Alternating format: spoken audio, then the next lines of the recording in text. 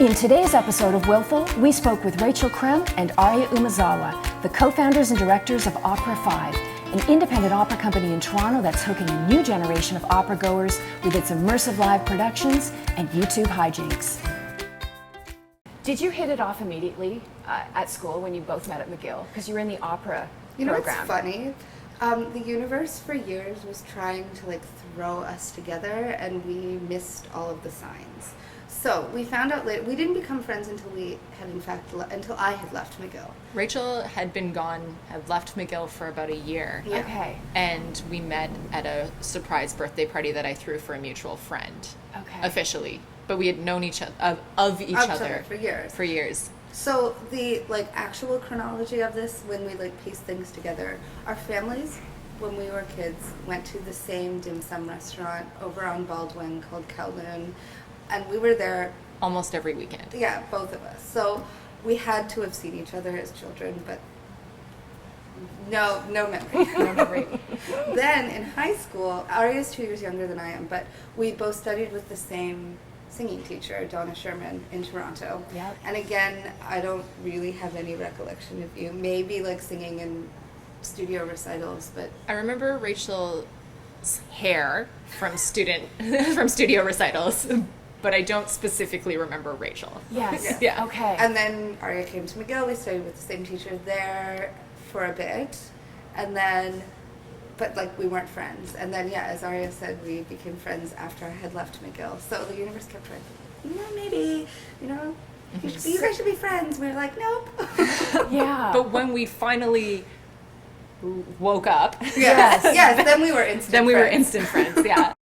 So this is interesting. There must have been a lot of intense conversations when you finally did meet and click about where opera needs to go, or maybe I'm putting words in your mouth, but did you guys say, oh, this drives me nuts, let's do this instead? Because it was the birth of, you guys sort of were starting this when social media was just starting to scale. Mm-hmm. Yeah. Around 2006-ish? I'd say all of the social media ideas were Aria's. I cannot take credit for any of that.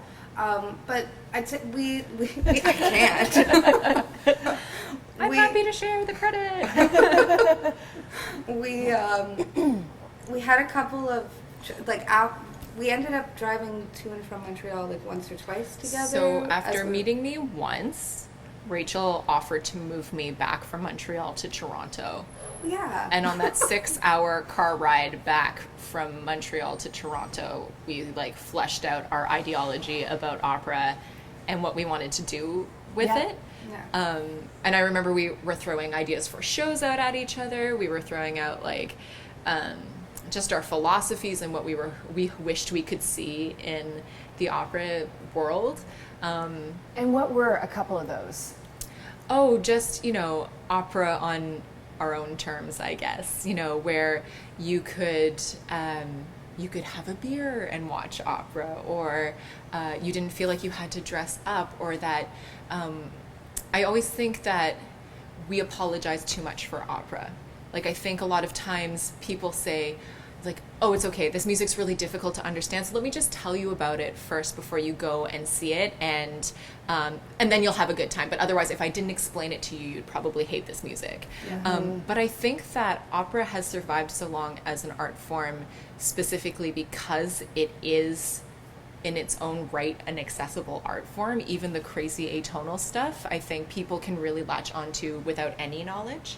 Mm-hmm. It might be challenging. They might not find it an easy listen, but I think a lot of people naturally will understand what the music's trying to convey without any subtitles, anything. Without subtitles. Do you use subtitles? We do when we're in a different language. We don't when we're in English. Mm-hmm. Okay. Tell us a bit about what you were thinking when you decided, let's throw this content up on, listen to me saying content, let's throw this up online, because if opera's looking for a way to attract a younger audience, this is probably